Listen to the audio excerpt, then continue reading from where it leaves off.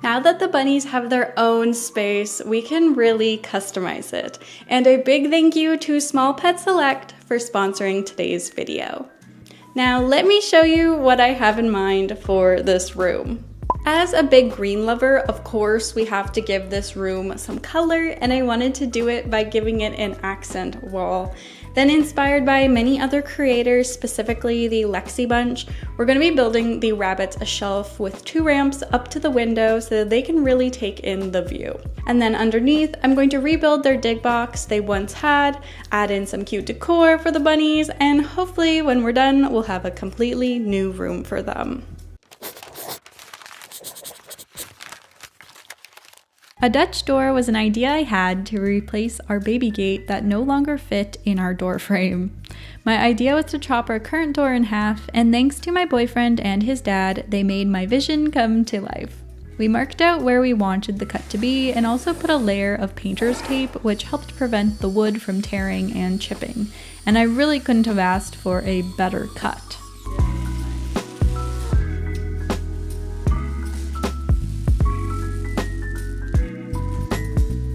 Our doors also have 3 hinges, so we just had to chisel out one more spot for the 4th hinge, since each piece needs 2 hinges.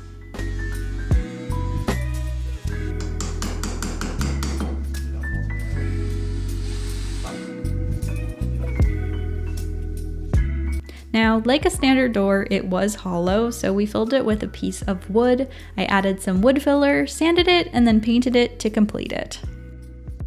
And of course, I added on this latch to complete this project.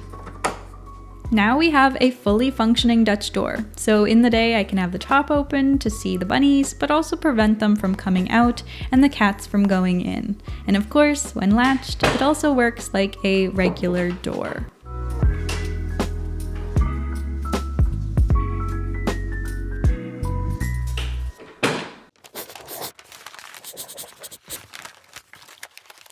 Before starting our painting project, I moved Cleo and Sage to my office to prevent them from inhaling any paint fumes while it aired out.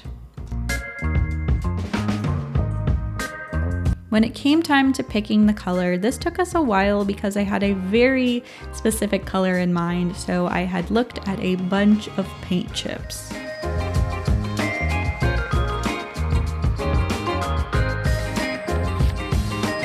The most important step to painting is your prep work, so I grabbed my painter's tape and started taping off the adjacent walls and ceiling because this is an accent wall, so we don't want any getting on the other walls.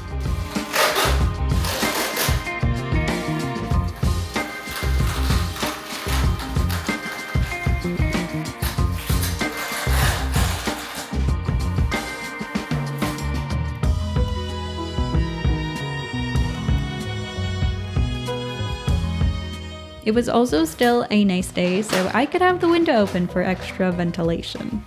And lastly, for my prep, I wiped the wall down so that I was painting on a clean slate.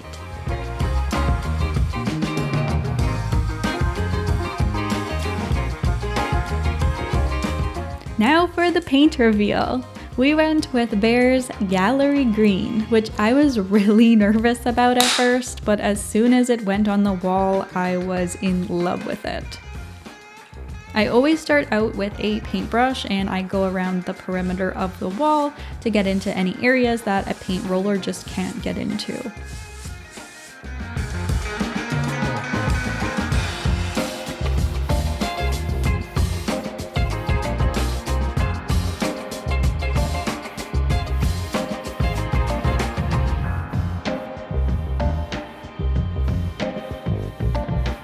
And once it was time for the paint roller, I was so upset because I couldn't find my normal roller and I had to use a dollar store roller, which the quality just wasn't there.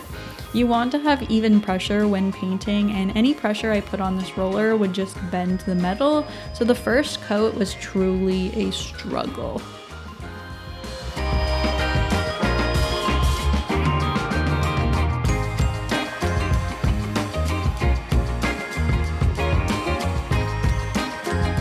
Thankfully, in between drying time, I was able to go to my parents' house and grab their paint roller, which was a lot easier to use.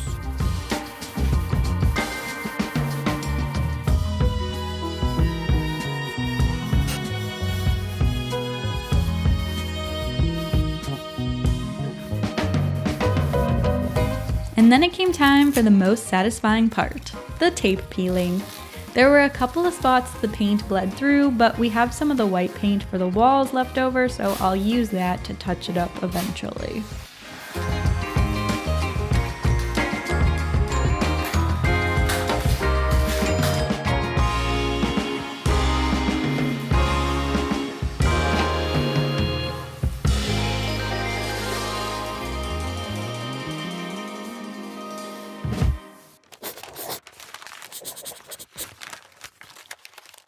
I wanted to repurpose my 6-foot hamster enclosures wood, so I decided to use that for the shelf.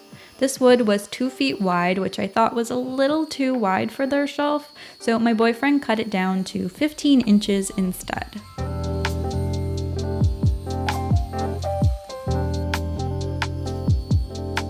Now, once the wood was cut, I used my tried and true method of finding the studs, and that is by using a really strong magnet on my metal ruler. Run it along the walls, and whatever the magnet sticks to is a stud, and this method has never failed me.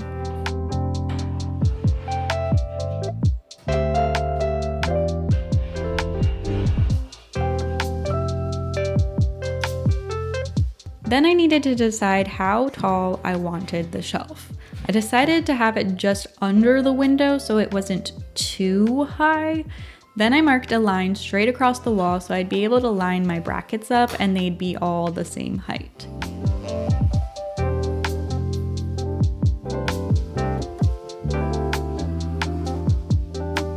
I got these 8x10 brackets from Home Depot. I believe I grabbed 6 just in case, but I think I'd used 5.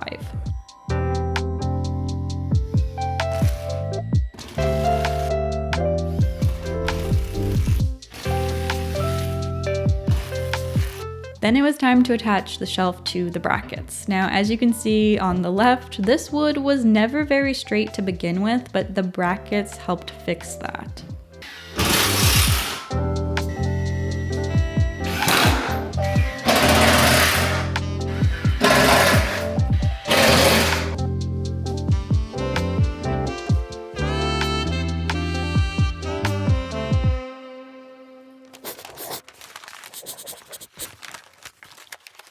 I picked up these white picket fences from Canadian Tire and they were perfect. They just needed to be a little bit shorter, so I cut them in half. Also, a big thank you to my dad for coming over and fixing my bandsaw blade that kept popping off.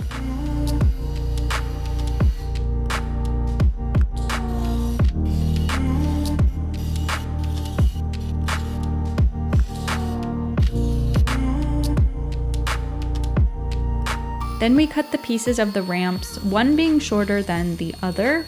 I cut out some pieces of wood for the grips, but you'll actually see later on I went ahead and changed this idea.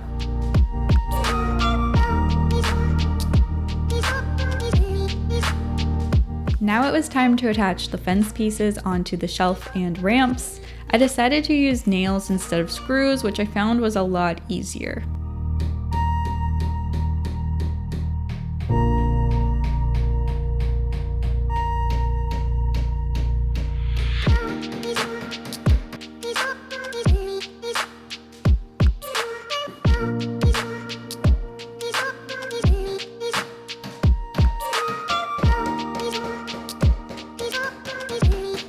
For the base of the shelf, I picked up 5 of these memory foam mats so it would provide a nice soft place for them to hang out. I also needed to protect the window frame because knowing them, they'd go to town on them the second they got up there. I used this plastic L channel I get from Home Depot for all of my baseboards and it helps so much. Just cut it to size and it already has an adhesive to make it easily attach.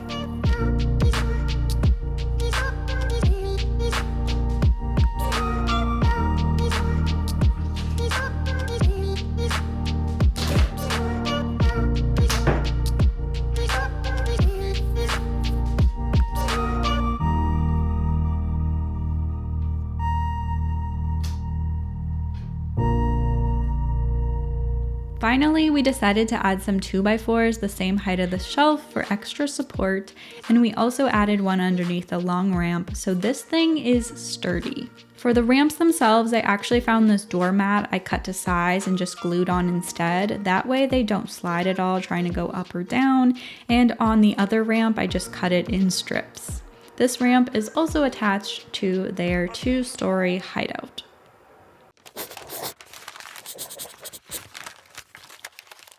Now is time for a new and improved dig box, one that wasn't going to explode anytime they used it. I decided to frame the piece of plexiglass, and this was my first time doing 45-degree cuts. I sandwiched it between the wood using silicone and wood glue. Then, once that was dry, I traced the front to match the back, because if you know me, this thing is 100% not going to be square, but it will be functional. So then we cut the back and sides. This dig box is 20 inches tall, 14 inches wide, and 26 inches long for reference. My favorite method of gluing stuff together is putting it together with some painter's tape and then going back and gluing it and using the painter's tape again to hold it together when you lack clamps. To be extra secure, I also added 2 braces at the front.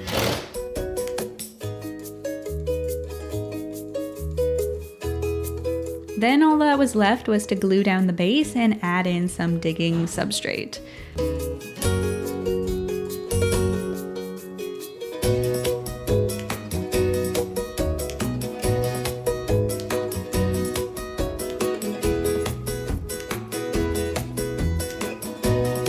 Unfortunately, I misunderstood how much I would need to fill up this thing, so I had to get some later on.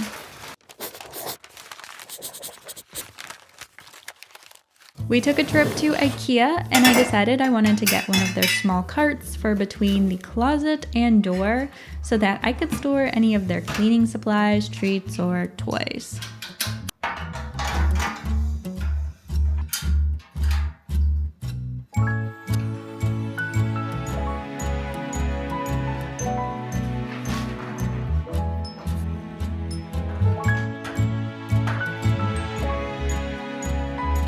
I also picked up these 8x10 picture frames from the dollar store and then had a picture of Sage and Cleo printed at Walmart.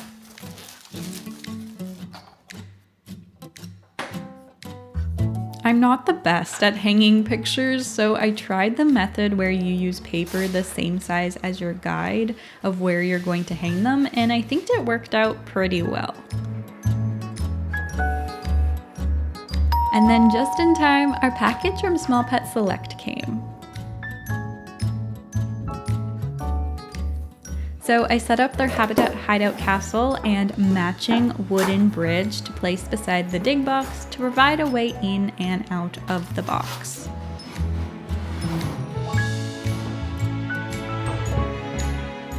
I also put a hideout on the top of the shelf to make the bunnies feel safe, along with a seagrass mat that they can destroy, and I had an old cat bed that the cats don't use, so they can have that up top. We were also sent the Small Pet Select Bunny Box, which is a subscription box where you'll get 5 to 7 full-size products from all-natural toys, treats, hay, herbal blends, habitat accessories, and more every month. It's a great way to try out a bunch of new products with your rabbits. I set up the Small Pet Select wooden drawer puzzle that I know they'll figure out so fast on the shelf, and I stocked our new cart with a bunch of treats. Also, can't forget their absolutely favorite hideout from Small Pet Select and their litter box, which I also filled with the Small Pet Select second cut Timothy hay, which was so green and soft.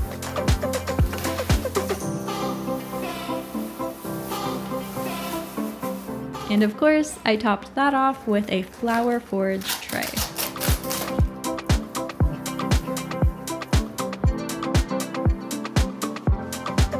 All that was left was to add in the bunnies, which you'll be able to see their full reaction on Small Pet Select's channel, where we give the big reveal and where we'll be hosting a special giveaway. So make sure to keep a lookout for that. Thank you for watching, and I'll see you in our next video.